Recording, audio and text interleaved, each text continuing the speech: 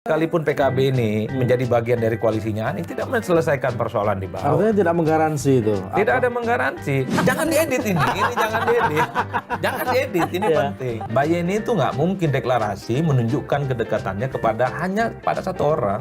Tapi semuanya katanya akan didukung kecuali Muhaimin Iskandar. Tapi ini aminnya kita amin ikhlas ya, nggak ada urusannya dengan Anies. Tapi ingat loh, kata Pak Menteri Gusmen, amin itu bid'ah.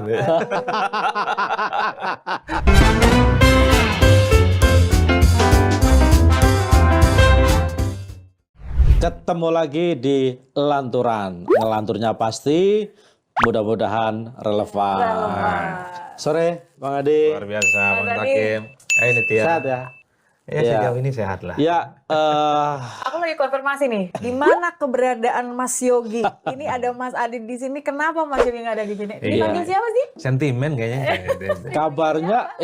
kabarnya tadinya sih sudah oke, tapi katanya ada telepon mendadak katanya. Oh. Katanya disuruh datang ke kelurahan. Sebentar, Mas Yogi pakai baju putih nggak hari ini? Pakai baju putih panjang terus dilipat-lipat gitu loh. Aduh, itu kerap terjadi di kota-kota besar memang ya. Iya, Titik-titik iya, iya. terakhir. Ya masih, ya semoga dapat posisi yang bagus lah. Seperti itu. Amin. Insya Allah. Nih, susah lagi nih kalau kita bicara amin nih. Agak susah ini langsung Iya, tapi ini aminnya kita amin ikhlas ya, nggak ada urusannya dengan Anies. Tapi ingat loh, kata Pak Menteri Gusmen, amin itu bid'ah. ngeri. Susah Itu urusannya. Gusmen loh, bukan kata saya ya. Gusmen ya. Gusmen. Iya, sampai sekarang loh masih ramai itu. Iya, iya, iya. Bid'ah ya. Bid'ah. Jadi sekarang kalau mau amin cukup dalam hati. Oke, jangan dijaharkan gitu ya, jangan disuarakan. Susah ini urusan, belum apa-apa aja udah Bid'ah. bid'ah gitu. Emang sekompleks itu ya? Obrolan gimana sih? Ya, Kompleks itu? sebenarnya itu bukan itu yang menarik gitu loh. Yang menarik adalah yang mengomentari adalah Caimin representasi NU karena PKB, yang ngomentari juga Menteri Agama yang representasi NU dan PKB juga gitu loh. Iya. Kalau kita membaca statementnya Gus Menteri Agama ya, itu sebenarnya kalimat satir. Tapi itu adalah khas NU, guyon gitu ya, bercanda. Tapi candanya itu bernuansa politik. Ya tentu kalau bicara amin saat ini pasti duet antara Anies Baswedan dan Muhaimin. Bukan amin yang dimaksud di Kementerian Agama itu kan. Makanya ramai dan viral dan sampai saat ini menjadi perbincangan. Nah, yang kedua, kenapa ini menjadi ramai? Karena memang Gusmen ini kan mewakili kubu yang berbeda dengan Muhaimin Iskandar. Ini tidak bisa ditutup-tutupi. Itu obvious Sama-sama ya. NU, beda madhab, beda kongsi, dan beda friksi. Itu nggak bisa dibantah. Tapi Gusmen itu terakhir sebelum dia jadi menteri, dia jadi anggota DPR dan itu dia berangkat dari PKB loh. Oh iya, kalau itu tidak bisa dibantah. Karena kalau kita membaca struktur anatomi kekuatan politik NU saat ini menuju 2024 khususnya, ini kan terbelah dua nih. Satu adalah NU yang terkonsolidasi bagian dari kekuatan politik PKB, ada Gus Muhaimin dan kawan-kawannya di situ. Yang kedua harus kita akui, di luar Gus Muhaimin ini kan ada faksinya Gus Dur. Oke. Yang kebetulan saat ini Ketua Umum PBNU kita tahu Gus Yahya ini adalah orang dekatnya Gus Dur, loyalisnya Gus Dur dan seterusnya, termasuk Gus Menteri. Gusmen adiknya Gusmen, betul. Dan di situ ada Mbak Yeni. PKB yang dulu didirikan oleh Gus Dur, kalau PKB sekarang bukan PKB Gus Dur, ini PKB Caimin. Jadi beda, corak politiknya sudah berbeda, karakter politiknya sudah beda, apa yang diperjuangkan juga sudah berbeda. Jadi nggak bisa lagi menurut saya, memang masih tetap jualan nama Gus Dur, masih tetap kalau haul Gus Dur memperingati, gambar Gus Dur juga dipasang di mana-mana. Walaupun ada perintah dari Gus Dur secara tertulis, ditandatangan di depan notaris, melarang penggunaan semua atribut tentang Gus Dur oleh PKB Muhaimin. Ada. Makanya kalau kita lihat tarikan napas politik sih ya, para Gus Durian ini belakangan ini kan cukup agresif mengkritik Muhaimin. Yeni, kemudian Gusmen, termasuk Gus Yahya, mereka mengatakan jangan sampai NU itu diperalat untuk kepentingan politik tertentu. Gusmen ini kan juga sempat ngomong lumayan keras ya di forum, misalnya di sebuah forum terbuka, bahwa jangan pilih di Pilpres 2024 konteksnya, jangan pilih kandidat yang punya rekam jejak memecah belah umat. Gimana itu? Kira-kira sebenarnya itu bolanya itu mau diarahkan kemana nih sebenarnya? Ya tentu hanya Gusman yang tahu lah ya. Dan Allah Subhanahu wa taala. Dan Allah Subhanahu wa taala. Tapi menurut saya secara prinsip kan garis politik Nahdlatul Ulama itu ya. Anggaplah Gusman memang melawan kelompok-kelompok yang selama ini dianggap intoleran, ya, agak kanan dan seterusnya dan seterusnya. Kalau kita melihat rekam jejaknya itu tentu mengacu kepada Pilkada Jakarta 2017. Di situ ada aktornya kan, ada Anies, ada Ahok dan ada AHY. Pemenangnya adalah Anies Baswedan. Kalau diiris rata-rata di antara sekian banyak nama capres yang potensial maju ini, sepertinya yang dianggap memecah belah itu adalah Pak Anies ya, karena mengonsolidasi kekuatan politik yang kanan yang relatif agak mengkafir-kafirkan orang itu. Dan kita tahu juga kan basis teman-teman Nahdlin kan memang agak berjarak dengan Anies Baswedan. Pernyataan jangan memilih pemimpin memecah belah itu tentu tidak diarahkan kepada Prabowo. Tidak diarahkan juga kepada Ganjar Pranowo yang mungkin menurut Gusman itu tidak ada rekam jejaknya dalam konteks itu. Karena kalau yang lain ya kalau yang capresnya. lain, karena kalau kita membaca konteksnya ini kan tidak terlepas dari saat itu muncul deklarasi antara Anies dan Muhaimin Iskandar. Dalam hitungan hari ya. Dalam hitungan hari, sehari 2 hari kalau nggak keliru. Artinya konteks politik ini yang dibaca oleh publik, Gusman itu perlu menyampaikan kepada publik, speak up tentang pentingnya rekam jejak pemimpin yang harus dilihat siapa yang pernah memecah belah dan siapa yang tidak pernah memecah belah. Saya membacanya ke Anies dan ini. Tapi Mas Adi kalau kita lihat, oke lah mungkin itu ditujukan kepada capresnya. Tapi kan itu kan terjadi setelah sudah memilih cawapres yang kemudian tadi satu nafas sebenarnya kan. Kalau kita nggak perlu melihat dalamnya seperti apa, kita ngelihatnya luar sama-sama lah PKB gitu kan. Apalagi terakhir Sekjen Nasdem sendiri yang bilang ini adalah suatu perpaduan yang luar biasa. Ini akan menetralisir, pokoknya bahasanya indah sekali lah gitu. Justru meniadakan omongan-omongan yang dikhawatirkan oleh Gusman tadi. Ya, saya termasuk yang sering dikata-katain gitu, provokator, dibully, agen dan seterusnya. Ketika beberapa waktu yang lalu, Dikata-katain ya. Iya, Pokoknya emang bener begitu. ketika beberapa waktu yang lalu misalnya saya mengatakan di mana ada Anies Baswedan di situ tak ada NU karena secara madhab, secara kultur Nggak ini ketemu. berbeda, ini nggak ketemu.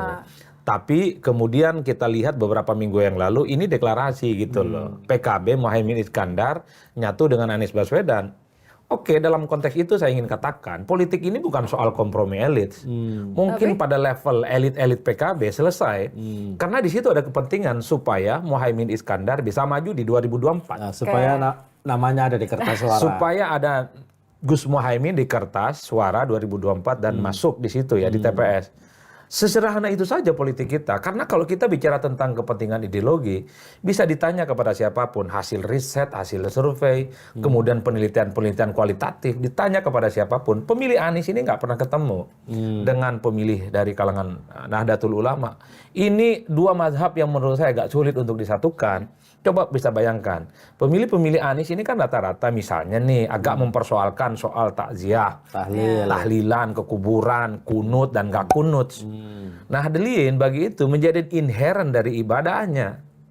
Ini yang saya bilang bahwa politik di kita, koalisi per hari ini tidak berbasiskan pada nilai, tidak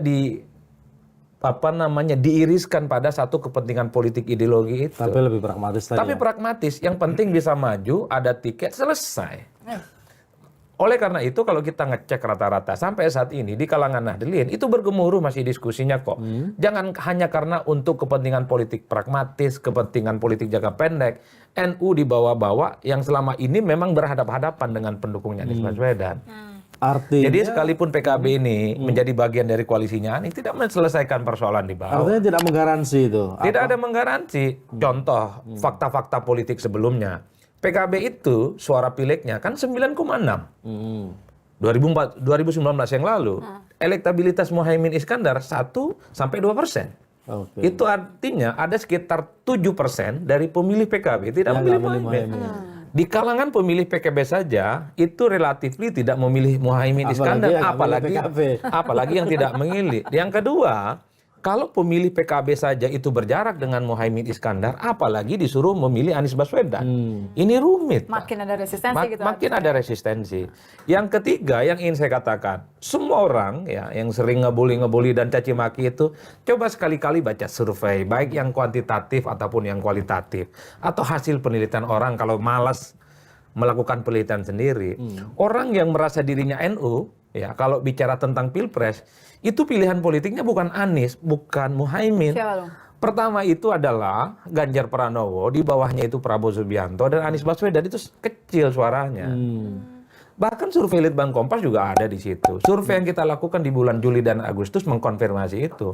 Kan banyak orang kan maki-maki nggak karo-karoan, bully-bulian nggak karo-karoan. Ini surveinya. Oke, coba Anda lakukan riset. Kamu tanyakan kepada orang yang merasa dekat dengan NU, merasa bagian dari NU, tanya pilihan politisnya. Boleh berdiskusi dengan kita. Saya kan peneliti, saya kan dosen, saya nggak mungkin kabur. Boleh kita open table, tunjukkan data-datanya, tunjukkan metodologinya soal bagaimana arah dukungan politik NU itu. Itu yang saya sebutkan. Kalau kita membaca angka-angka survei, semua survei yang kredibel, semua survei yang dirilis. Berarti Mas Hasto habis baca survei nih. Kan kemarin kan ngasih kode-kode lagi. Itu DNU ya? Itu DNU. Tapi ingat Bang, satu lagi. Biar teman-teman PKB nggak marah. Banyak orang NU memang kalau bicara tentang partai, pilihnya PKB. Nah, itu nggak bisa dibantah. Tapi kalau Pilpres soal lain. Kalau Pilpres soal lain. Oleh karena itu, Gus Muhaimin tugas terbesarnya adalah meyakinkan pemilih PKB itu otomatis memilih Muhaimin. Ada waktu sekitar 7 bulan. Meyakinkan pemilih NU untuk memilih Gus Muhaimin. Ini nggak gampang. Dulu PKB dapat 9,6%. Di tengah tidak ada konflik dengan PBNU. Dulu orang melihat PKB itu otomatis PBNU. Di mana ada PBNU, disitulah PKB. Karena kita tahu bahwa Kiai Said itu adalah satu madhab, satu tarikan politik sama dengan Muhaimin Iskandar. Jadi tidak ada hal-hal yang kemudian membuat PKB itu berjarak dengan PBNU. Tapi kalau saat ini, ketika PBNU-nya, ketua umumnya itu beda mazhab, Gus Durian, kan kita dengar. Ketika jadi ketua umum, Gus Yahya mengatakan, tak boleh ada orang, partai politik yang jualan NU untuk kepentingan politik elektoral. Orang NU tidak harus pada satu partai, tapi di semua partai. NU itu harus bisa berdiaspora dan tidak bisa diklaim hanya untuk kepentingan partai. Ini kan secara tidak langsung merugikan PKB. Padahal kita juga tahu bahwa PKB itu adalah anak kandung yang dilahirkan dari rahimnya Nahdlatul Ulama. Tapi karena kepemimpinan PBNU sekarang beda dengan Muhaimin, tentu ujiannya banyak. Apa betul nanti elektabilitas PKB itu sekuat sekarang, 9,6%, di tengah konflik dengan PBNU. Kemudian ya tugasnya lagi, pemilih PKB, pemilih PBNU, apakah NU maksud saya, apakah bisa otomatis memilih Muhaimin Iskandar Anies? Tentu. Apalagi di situ ada Anies. Apalagi di situ ada Anies yang menurut saya secara kultural, secara firqah, secara tradisi, memang agak berbeda. Firqah nggak? Enggak, apa tuh? Sama juga nggak tahu. Ya nanti di Google. Dan seterusnya, dan seterusnya. Makanya sekarang Bang, perdebatan soal dukungan PKB kepada Muhaimin Iskandar itu nggak selesai bergemuruh. Di elit mungkin selesai, nggak ada masalah. Tapi di level grassroots, di level bawah, saya kira perdebatannya cukup keras. Memang menjadi, dan mungkin tidak hanya di level bawah saya kira ya, tapi juga mungkin di level para kiai-kiai kampung itu kan, yang selama ini head to headnya sama kelompok-kelompok kanan Wahabi itu misalnya, pasti juga butuh dikaji penjelasan lebih panjang lagi gitu loh. Tapi itu konteksnya dalam konteks pemilihan Mas Hadi. Tapi bagaimana kalau konteksnya pemilihnya Anies misalnya?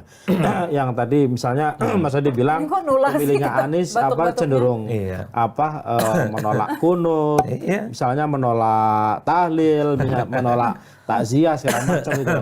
Apakah mereka juga tetap memilih bertahan misalnya memilih Anies ketika ada Muhaimin di situ misalnya? Atau bisa jadi malah mereka akan bergeser kembali lagi ke Prabowo? Nah, tentu perlu ada penelitian Bang ya. Saya tidak mau mensimplifikasi bahwa ini akan terjadi gemuruh di internal. Tapi kalau kita melihat yang tampak di permukaan itu, PKS saya lihat sampai saat ini, itu kan suasana hatinya agak galau akut. Kalau gamang itu terlampau halus. Ya. Ini galau akut. Sama orangnya halus kok Mas Hadi.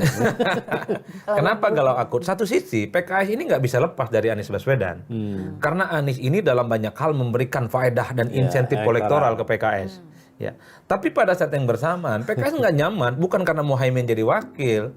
Ini menyatukan dua kolam yang berbeda, dua mazhab yang berbeda, bukan perkara gampang. Makanya PKS itu sampai saat ini sebenarnya memberikan dukungan politik kepada Anies dengan catatan, ya. Belum tentu PKB dan belum tentu Muhaimin. Makanya mereka ini nunggu rapat dan sidang Majelis Syuro soal keputusan politik mereka seperti apa. Padahal kalau kita tahu, PKS ini kan selalu menyatakan samikna wa to'na, tegak lurus, ya taat secara robotik kepada Anies. Karena yang memberikan insentif elektoral selama ini kepada PKS salah satunya Anies Baswedan. Tapi kan nggak nyamannya PKS itu ketika ada PKB dan ada Muhaimin Iskandar. Kan kepentingannya adalah kalau PKS ingin maju tentu berharap dong PKB ini nggak maju. Inilah yang saya kira kompetisi di internal antar partai-partai Islam ini terjadi di dalamnya. Kalau PKS dengan PAN mungkin tidak akan terjadi friksi. Karena basis konstituennya sama, Muslim perkotaan. Tapi kalau dengan PKB beda ceritanya Pak. Perang-perangan antara kunut nggak kunut, perang-perangan antara ziarah kubur dan nggak ziarah kubur. Bid'ah dan nggak bid'ah. Iya, bid'ah nggak bid'ah. Kan dari dulu, basis-basis NU khususnya, setahu saya itu perang terbuka bahkan sampai hari ini ketika dikafir-kafirkan di bid'ah TBC. TBC itu, Tahu tapi nggak bukan TBC? tuberkulosis. Apa TBC? Selain penyakitnya ya. Iya, coba-coba sebutin TBC itu apa? Apa? Hah? Apa Gus? Ini Mas Ade itu sering menjelaskan. Ada bid'ah lah, ada hurafat lah dan gitu dan seterusnya, ada taklid dan semacamnya. Yang ingin saya katakan ini adalah soal ego sektoral antara PKS dengan PKB itu tidak bisa diredam begitu saja, Bang. Ya ada problem ideologis yang harus diselesaikan di sana itu ya. Itu juga jangan-jangan ya yang membuat PKS nggak ikut hadir di deklarasi. Oh iya kan udah disamperin dong. kemarin Makanya saya bilang itu galau akut. Jadi hati dan pikirannya itu terbelah PKS. Hatinya ke Anies tapi pikirannya nggak ke PKB dan Muhaimin. Itu yang terjadi. Dua momen penting loh PKS itu nggak hadir. Deklarasi di Surabaya tak hadir. Pertemuan Nasdem dengan PKB nggak ketemu.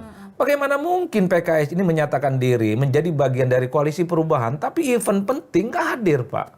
Kan nggak perlu ahli untuk menjelaskan ini semua. Anak SD aja tahu bagaimana perasaan PKS yang sesungguhnya bergemuruh. Tentu karena ada faktor variabel Muhaimin Iskandar dan PKB. Tapi hebat ini kalau kemudian Muhaimin Iskandar, Anies Baswedan kalau mampu mengorkestrasi kekuatan politik yang selama ini berhadap-hadapan. Kalau mau jujur sebenarnya ini adalah duet yang saling melengkapi. Anggaplah misalnya PKB Muhaimin Iskandar itu diharapkan mampu. Saya harus menyebut diharapkan mampu ya, bukan pasti mampu. Bisa mengorkestrasi kekuatan politik Nahdlin, Muslim tradisional. Muslim perkotaan. Sementara PKS ini diyakini mampu mengorkestrasi kekuatan politik Islam perkotaan. Ini kan paduan yang cukup luar biasa. Artinya apa? Orang yang selama ini kunut tidak kunut perdebatannya jadi nyatu. Orang yang selama ini perdebatan pakai sarung dan celana cingkrang jadi satu. Kalau itu yang terjadi, mantap betul ini Pak. Kan Kalau itu yang terjadi. Tapi itu Kalau idealnya. Ada keinginan nggak sebenarnya untuk itu? Kalau ya kan baru mulai diadakan penjajakan. PKB datang ke kantor PKS, Anies datang ke PKS, tentu ingin melunakkan suasana politiknya PKS. Ya biar nggak galau terus menerus lah. Kirain sengaja pamer gitu kan kalau baru dengan pasangan lagi akan otoknya kan jangan macam-macam nih kita mesra nih kirain. Karena kita membayangkan suatu hal yang sama misalnya di kantor-kantor PKS, di kantor pusatnya, provinsi, kabupaten, kota, tiba-tiba misalnya mereka itu nyanyi bareng ya lalu waton, ya lalu waton, ya lalu waton. Wah itu kan tradisi NU betul. Oh ini aku tahu. Coba terusin.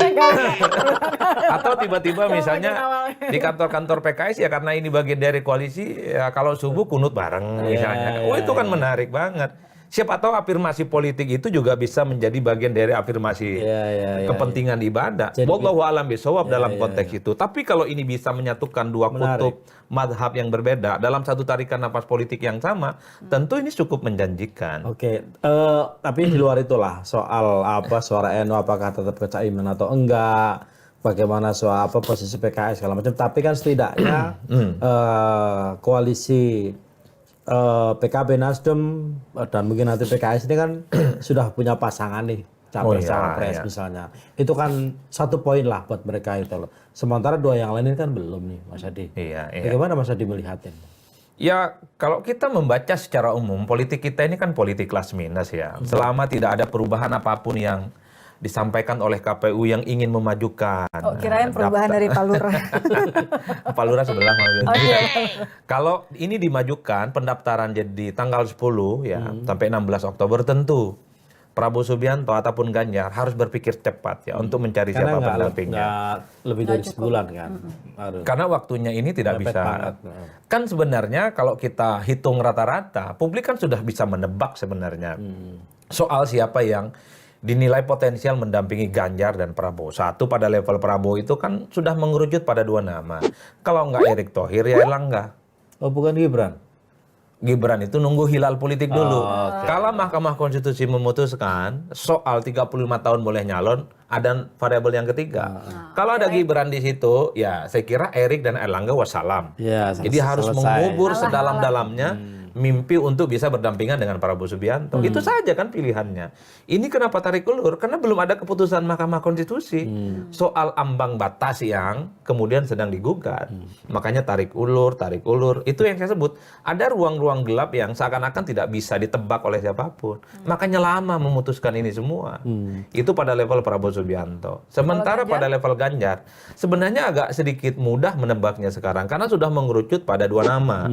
Ada Mahfud MD dan ada Ridwan Kamil. Tapi ingat loh, politik di PDIP itu nggak boleh agresif. Sekalipun ada angin surga, kemungkinan akan menjadi pendampingnya Ganjar. Tapi jangan terlampau show off di publik, jangan Jadi ngasih kalau kasih kode-kode. kode breaking news gitu. Iya, jangan ada kasih breaking news. Jadi politiknya kalau ingin menjadi bagian dari Ganjar itu harus tawadu, Bang. Kalem, cool gitu kan. Tapi tawadunya itu tawadu nunggu sampai last minute gak jadi, tapi kan sakit hati juga Lah, kalau iya. begitu. Baru diajak ngobrol udah cuap-cuap mau breaking news segala macam. Lah yang sudah ngukur baju aja gak jadi. Iya. Jadi politik di internal PDIP itu adalah politik yang kalem gitu. Jadi kalau hanya sebatas diajak ngobrol, jangan langsung bikin pamflet dan pengumuman pakai spanduk. Itu kontraproduktif. Jangan GR lah ya. Nah, apalah judulnya.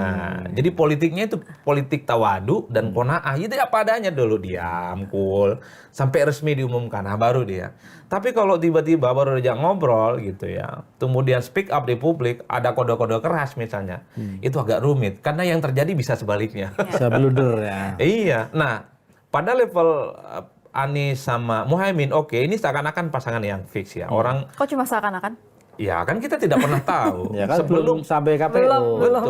Sebelum ada janur kuning yang melengkung, sepanjang itu juga akan terjadi.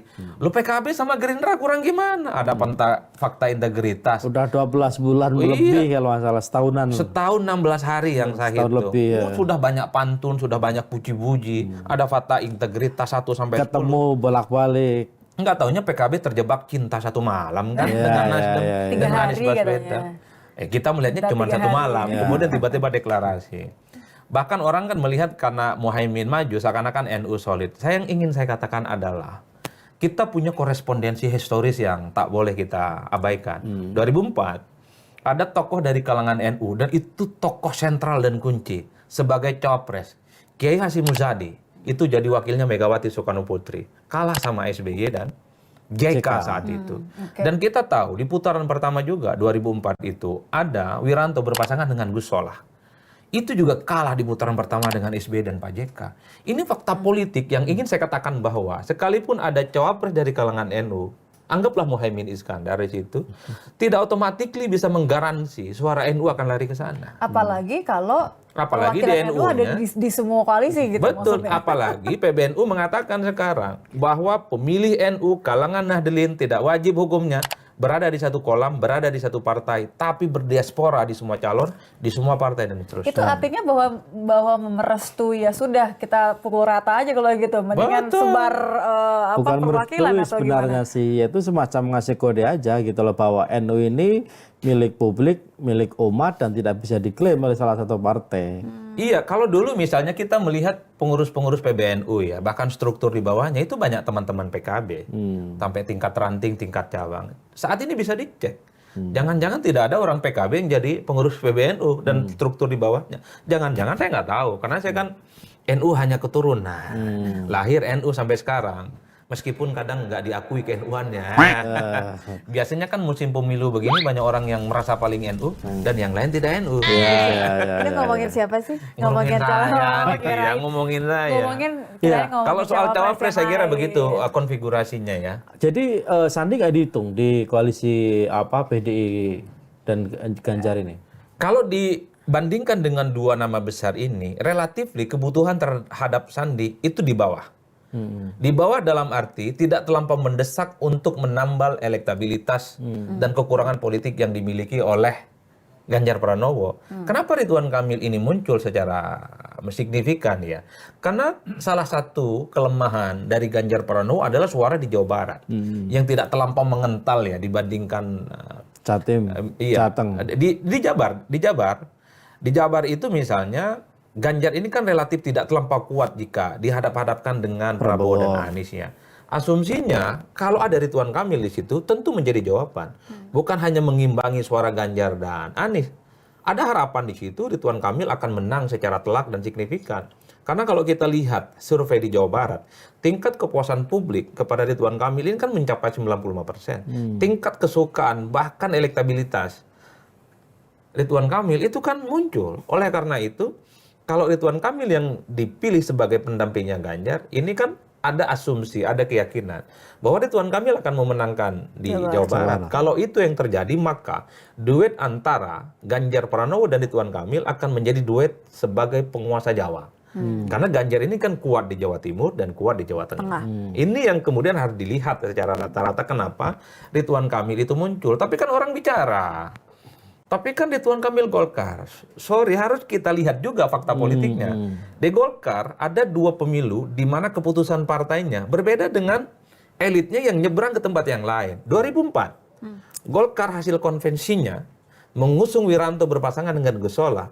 Tapi pada saat yang bersamaan kita lihat Pak JK berpasangan dengan SBY. Dan JK nggak dipecat. 2014 juga begitu. Golkar secara deklaratif menyatakan dukungannya kepada Prabowo Subianto. Tapi Pak JK maju dengan Jokowi dan menang. Sangat mungkin kalau memang Ridwan Kamil masuk dalam nominasi yang diinginkan oleh PDIP menjadi pendampingnya Ganjar, ya Ridwan Kamil akan tetap menjadi kader Partai Golkar dan tidak dipecat. Dan pada saat yang bersamaan, kalau Erlangga Hartarto misalnya tidak dipilih sebagai pendampingnya Prabowo, bukan tidak mungkin Golkar ini migrasi ya. Bedol desa dan lebih bergabung kepada Ridwan Kamil sebagai afiliasi politisnya. Jangan-jangan kan begitu Pak, namanya juga prediksi.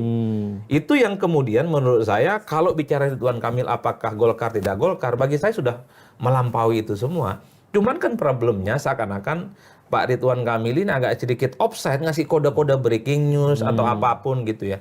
Jangan-jangan ini yang tidak disukai oleh teman-teman PDIP. Di PDIP itu silent, cool, sampai in the end of the day-nya definitif deklarasi, bolehlah bikin pengumuman, bikin breaking news dan seterusnya. Jadi gitu nih. Jangan-jangan, ada juga jangan-jangan. Jangan buru-buru. Ojo ke susu. Jangan GR. Kalau Pak Mahfud ini bagi saya sederhana. Kenapa Mahfud? Ya udahlah, kalau Pak Mahfud ini kan dari berbagai penjuru mata angin masuk ini barang Pak, ini barang bagus ya. Nih, kalau orang Madura belain Mahfud. Bukan biasa deh. Enggak, Pak RK juga barang bagus, ya Mahfud juga barang bagus ya. Dari berbagai penjuru mata angin Mak. Nggak apa-apa kalau cuma mau barang. nyebut Pak Mahfud aja nggak apa-apa kok, nggak perlu bawa Pak ET segala. Enggak kita edit juga. Iya, nggak apa-apa. Enggak, jangan diedit ini jangan diedit. Jangan diedit, ini penting. Ridwan Kamil barang bagus, Mahfud MD barang bagus. Kenapa Mahfud MD? Itu tadi kapasitas, kompetensi, pengalamannya luar biasa, eksekutif, yudikatif, legislatif.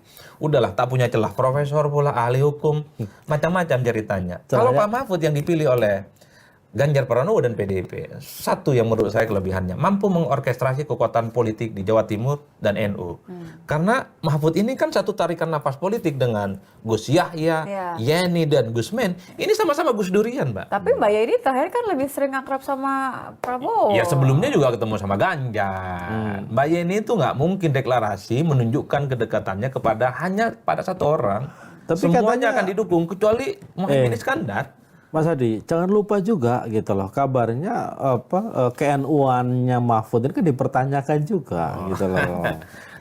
Dan kabarnya salah satu yang menolak Mahfud bareng sama Jokowi di 2019 itu adalah partai-partai yang basisnya adalah NU. Maksudnya P3 sama PKB. Ya itu misalnya. Iya kan tergantung PBNU-nya, Pak. PBNU-nya saat itu kan memang tidak terlampau berpihak kepada saat Mahfud itu, MD. ya. Kalau saat ini PBNU-nya kan sohib, kawan. Sama-sama Gus Durian. Bukan tidak mungkin KNU-an dari Mahfud MD ini dipulihkan. Siapa yang kemudian meragukan KNU-an dari Mahfud MD? Udah mulai nih. Udah mulai belain ini. Bukan Pak masalah. Mahfud tidak ada aku.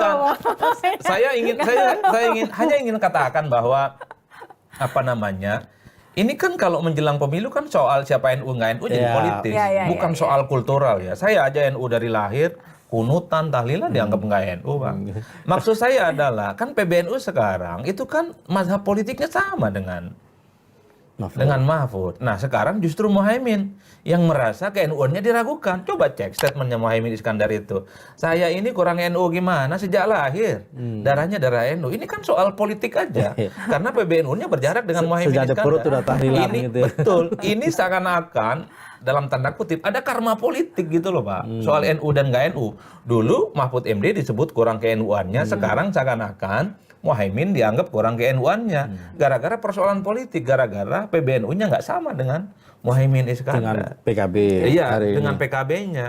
Artinya apa? Soal NU nggak NU ini kan soal bisa dipulihkan ataupun tidak. Ya. Tapi kan gini, Mas Adi, ada yang dalam politik ini kan tidak bisa dilepaskan dari hitung-hitungan politik ya.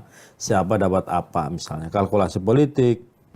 Nah, kalau dengan Caimin, dia punya partai, dia pasti punya jejaring fundraising misalnya, dia punya basis massa yang real misalnya. Nah kalau dalam konteks Mahfud, dia partai nggak punya, menurutku Bohir juga enggak gitu ya. Sementara kan, iya kan, kalau mau masuk pilpres itu kan dua itu yang dibutuhkan kan. Memang. Kiai Ma'ruf Amin juga nggak punya partai, nggak punya Bohir, menang mah. Ya, tapi kan Jokowi. Kalau Jokowi itu kan katanya kan dulu kayak SBY sama Budiono. Dia Ya. berpasangan sama gelas aja menang. Katanya kan gitu. Itu mungkin salah satu kelemahan dari Mahfud, nggak punya partai. Ya ini cawapres duafa lah kira-kira begitu bahasa abang kan. Saya nggak bilang punya gitu loh logis. ya. Kenapa? Saya nggak bilang gitu lah ya. Ya kan Saya abang nggak kan bilang mau- itu apa. Bohir saya bilang. Kalau nggak punya Bohir berarti duafa dong. Iya. Ya kan? Nggak masalah, itu memang faktual, nggak bisa dibantah. Yang ngomong apa?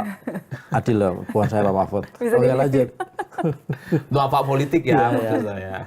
Maksud saya adalah pasti PDIP punya kalkulasi ya. Kalau sudah menjadikan Mahfud sebagai salah satu cawapres potensialnya Ganjar. Kalau soal logistik jejaring mungkin sudah bisa digaransi tanpa partai apapun. Karena pilpres itu Bang, bukan pilih partai, tapi pilih orang. Figur. Itu, pilih figur. Kan kalau kuat-kuatan seberapa banyak dukungan partai, yang mestinya jadi presiden sejak 2014 Prabowo. Prabowo itu kan dukungan partainya jauh lebih banyak ketimbang Jokowi. Ya. Kalau pilpres itu kuat-kuatan seberapa banyak dukungan partainya, yang mestinya yang jadi presiden itu bukan SBY, tapi yang lain Bang 2004 Tapi ini. kan kalau kali ini kan beda, nggak peduli berapa banyak isi gerbongnya, tapi kan yang penting restu dari Pak Lurah aja dulu. Nah, Ya, itu nggak yang ngerti aku repot. tuh kalau itu. Nggak, Nah, takut nih kalau Pak Lurah kita nih. Aduh, Udah Mas bubar ya Yoni. kalau udah ngomong Pak Lurah nih bubar. Tapi gini, kalau tadi bingung ngomongin soal mana yang lebih NU, mana yang dipulihkan NU-nya sekarang kan sebenarnya ada juga, Khofifah ada juga, Prabowo juga masih punya celah, itu masih Ya, bisa masuk hitungan nggak sih? Nggak ngerti gimana Mas Adi? Nggak tahu lah kalau Hovifah ini kan ya sangat mungkin juga jadi pendampingnya Prabowo misalnya atau hanya sebatas rekrutmen untuk kepentingan tim sukses kali ya, karena harus diakui Hovifah ini kan harus menembus 3 tembok tebal ya, temboknya Golkar, temboknya PAN yang usung Erick Thohir, dan sangat mungkin kalau Gibran maju itu ya tembok tebal ini agak sulit untuk dilawan ya. Karena apapun Hovifah harus punya investasi untuk kepentingan politiknya jangka panjang. Hovifah juga sepertinya punya intensi untuk merapat dan mendukung salah satu capres potensial yang memungkinkan memenangkan pertarungan di 2024. Tentu ini investasi supaya Hovifah kalau ingin maju lagi di 2024 sebagai gubernur Jatim agak relatif mudah. Aman, ya. Karena sudah punya partner, punya relasi yang kemudian akan menguntungkan secara politik. Bagi saya rasa-rasanya Hovifah enggak deh kalau persoalan cawapresnya. Tidak terlampau mendapatkan bunyi-bunyi politik lah, terutama di kubunya Pak Prabowo ya. Karena seakan-akan kubu Pak Prabowo itu cuma 3 itu. Kalau nggak Erick Thohir, ya Pak Erlangga, ya nunggu Gibran soal putusan MK. Hovifah tidak dalam radar pembicaraan itu. Oleh karena itu bagi saya sekalipun ada Bu Hovifah ya kepentingannya adalah untuk mengorkestrasi kepentingan politik ya, kekuatan politik Jatim dan NU. Sebagaimana halnya Mbak Yeni kemudian didekati oleh tokoh-tokoh itu, kepentingan untuk mengorkestrasi, mengonsolidasi kekuatan politik Nahdliyin. Nah, kira-kira begitu. Tetap down to two options Tapi berarti ya. kabarnya, ini kabarnya ya. Ini kabar siapa? Coba diperjelas dong, Gus. Ya, Dari Pak RT bukan? Kabar dari belakang panggung lah. Kabarnya sebenarnya jauh-jauh hari Prabowo dan Gerindra sudah mendekati Hovifah sebenarnya. Untuk diajak untuk maju di 2024. Cuma kata Hovifah, saya ikut apa kata Pak Lurah. Pak RT. Sebut aja Pak Lurah. Tadi ngomong Pak Lurah sekarang. Oh ya Pak Lurah. Jadi sebenarnya yang benar yang mana ini? Nah, kan sebenarnya kalau persoalan cawapres ini kan konsumsi elit ya. Hanya elit-elit itu yang bisa menentukan. Dan ini tidak melibatkan publik dalam pembicaraannya. Kalau kita melibatkan publik dalam pembicaraannya, tentu yang bisa mendampingi Prabowo misalnya. Ranking pertamanya tentu Erick Thohir, Bang. Harus diakui, Erick ini kan popularitas dan elektabilitasnya melejit.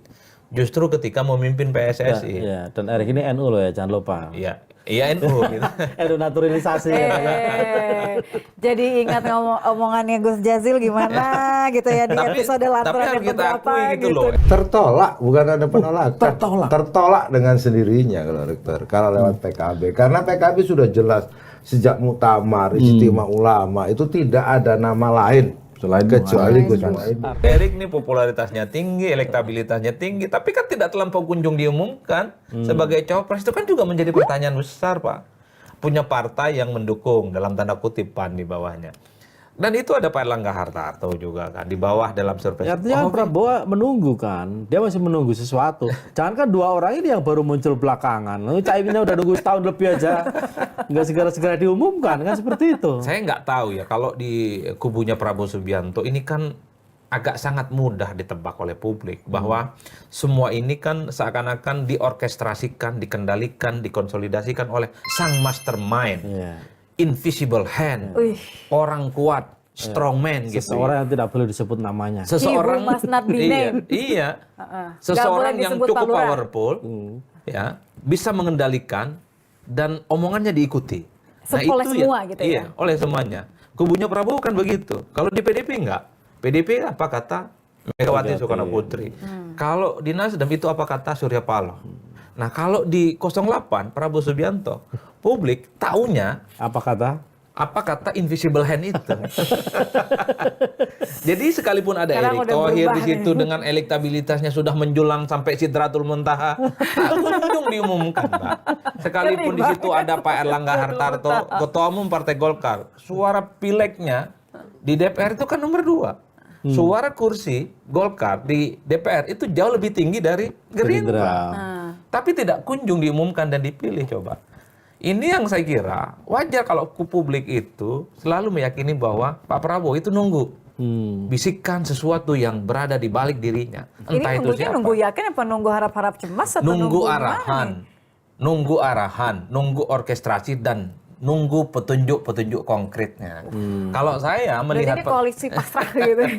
kalau saya sebenarnya berharap ya Pak Prabowo Subianto ini kan pengalaman tanding politiknya luar biasa. Menjadi Prabowo yang sesungguhnya seperti 2014 dan 2019. Jadi kalaupun toh ada invisible hand, kekuatan politik yang kuat di luar Prabowo Subianto, Berarti- oke, itu anggap bonus tapi bukan yang utama. Pak Prabowo itu mestinya cukup leluasa soal siapa pendampingnya di 2024, tinggal putuskan. Oh ini Erick bagus kok, elektabilitasnya mantap sampai Sidratul Muntaha sana gitu. Tapi kan Prabowo belajar dari pengalaman. Kenapa itu? Iya, Prabowo yang dulu kan 2 pemilu kalah terus. Gitu. Tapi kan Prabowo saat ini posisinya kan ada di dalam. Lah iya. Ya jarak psikologis dengan pemilih-pemilih orang dalam kira-kira begitu Tapi sudah kan curi-curi terbuka. Pak Prabowo juga udah berapa kali dibilang kalau ngomongin keinginan, kan udah kesebut keinginannya kan? Lah, Kesebut iya. nama Gibran beberapa kali. Betul. Artinya apa? Kalau kita bicara tentang siapa cawapresnya Ganjar Pranowo, orang taunya the one and only Megawati Soekarno Putri dikonsultasikan dengan ketua umum partai pendukungnya. Konsultasikan atau disosialisasikan? Disosialisasi. Kan PDIP ngomong begitu, Pak. Iya. Bahwa ketua umum mereka Megawati Soekarno Putri akan mengkomunikasikan siapa calon wakil dari Pak Ganjar Pranowo sama Pak Haritanu dan seterusnya. Dikonsultasikan ya. Betul. Oke. Dikomunikasikan. Dikomunikasikan ya. Bukan itu cuma bahasanya. disosialisasikan. Nah, oke, itu selesai di porosnya Ganjar. Pertanyaannya juga adalah bagaimana dengan kubunya Anies dan PKB? Kan sangat tergantung Pak Surya Paloh. Anies dulu memang kelihatan ingin AHY sebagai pendampingnya. Tapi Pak Surya Paloh kemudian tidak mau dan lebih menginginkan dengan Muhaimin dapat tiket. Bahkan Anies pun bisa dilampaui oleh Surya Paloh. Selesai perdebatannya. Pertanyaannya adalah di kubu Prabowo Subianto, kira-kira siapa yang bisa menveto pendampingnya Prabowo Subianto? Saya tanya sama kau, Nitya sama Bang Hakim. Cuma tanya kan, jawab. Ya nggak gantian apa-apa. sekarang jadi host. Kamu jadi host ini. Nanya kan? Aduh, Nanya nih. Nanya dong, kita nggak Coba. perlu jawab. Iya, kita harus jawab. Kalau nggak, nanti ditanya kita closing aja. Yang mengamatkan dia, kita wartawan, tugas kita bertanya, tugas dia menjawab kan seperti. Gantian dong sekali-kali. Nah, pertanyaannya sekarang adalah soal siapa yang mampu mengendalikan, memberikan petunjuk dan arahan terukur soal cawapres Prabowo siapa? Jadi siapa? Nah, itu dia. Mastermind. Mastermind, invisible hand, the strong He who man. must not be named. Iya. Dia yang tidak Dia boleh yang- disebutkan namanya. Dia yang tidak boleh disebut PL. Iya. Dan itu sudah menjadi rahasia umum, Iya. sudah menjadi pembicaraan semua. Dan menurutku Prabowo memang perlu melakukan itu gitu loh, karena setidaknya 2 kali dia kalah, kali ini dia harus belajar dari orang yang 2 kali menang. Kan seperti itu. 5 kali malah. Bagus. Siapa sih yang boleh? Kan soal begitu nggak ada soal, nggak masalah. Itu artinya Prabowo Subianto ini paham betul siapa penasehat spiritual yang harus didengarkan untuk memenangkan pertarungan. Nggak soal. Cuman kan publik sedang menerka-nerka siapa sebenarnya orang di balik layar yang bisa menentukan siapa cawapres. Kan itu saja, tapi itu Bang. kan terlalu vague ya. Maksudnya kalau kita ngomongin soal siapa, kemudian intensinya belum tentu kemudian di invisible hand itu juga intensinya adalah memastikan kemenangan Iya. Pak Prabowo gitu kan. Atau jangan-jangan klaim-klaim aja kan gitu. Atau cuma untuk goyang yang sebelah. Mengatasnamakan aja. Ini deg-degannya aku ngomong ini. Iya. Udahan aja ya. Udahan aja ya. Lama-lama agak ngeri-ngeri juga nih. Agak ngeri-ngeri. Karena begini ya, kenapa saya nyebut soal invisible hand? Saya selalu ingin mengatakan bahwa Prabowo ini adalah sosok politisi yang saya kira cukup luar biasa. Mestinya memang harus ditunjukkan kepada publik bahwa soal cawapresnya itu Prabowo yang bisa menentukan segala-galanya. Harusnya. Kalaupun toh ada invisible hand, ada mastermind, ada strongman, ya tentu jangan terlampau berharap. Kalaupun toh mendukung itu bonus. Ada satu lagi itu. Karena suatu waktu invisible hand ini bisa balik arah, Pak. Invisible Hand, Kingmaker, Oh, nggak Kingmaker. Mastermind, Pak RT, Pak RW segala macam ya. Oke. kira-kira Ya. begitu. Jadi emang bener nggak ada yang pasti ya? Iya. Tidak ada yang pasti. Ada yang pasti. Gitu. Apa Yang pasti itu pemilu tanggal 14 Februari. Oh iya. iya. Itu Amin. Amin. Amin. Loh, Insya Allah aja loh. sekarang Amin ngomongnya, itu insya bid'ah. Bid'ah. Iya, susah ini. Orang NU ini susah ini, tapi ya sudah. Oke deh, daripada kita makin lama makin nggak jelas, kita sudahi saja. Masalah ngeri aja sih ini aku. Oke, terima kasih teman-teman. Sampai ketemu di lanturan edisi berikutnya. Luar biasa. Thank you, Mas Adi.